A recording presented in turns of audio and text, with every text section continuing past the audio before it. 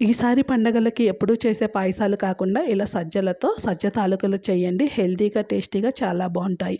Overnight నానబెట్టిన సజ్జల్ని నీళ్లు తీసేసి ఇలా మెత్తగా గ్రైండ్ చేసేసుకోండి. దీంట్లో ఒక 3 గరిటెల సజ్జపిండి, ఒక హాఫ్ గరిట మైదా కానీ, గోధుమ పిండి కానీ వేసి దీంట్లో కొంచెం సాల్టు అలానే బెల్లాన్ని కరిగించి వేసేసి మరీ మెత్తగా గట్టిగా కాకుండా వీడియోలో చూపించిన విధంగా కలుపుకోండి. దీంట్లో ఒక గ్లాసు పాలు, ఒక గ్లాసు నీళ్లు పెట్టేసుకొని ముందుగా నానబెట్టుకున్న సగ్గుబియ్యము వేసేసి ఇవి ఉడికిన తర్వాత కలిపి పెట్టుకొని ఉంచుకున్న ఈ పిండిని చక్రాల గిద్దెల్లో వేసి తాలూకుల్లాగా ఒత్తేసుకోండి. ఇవి ఒత్తిన వాటిని 5-7 నిమిషాల వరకు కదపకుండా ఉంచి లోన వరకు మంచిగా ఉడికేంత వరకు బాయిల్ చేసుకోండి.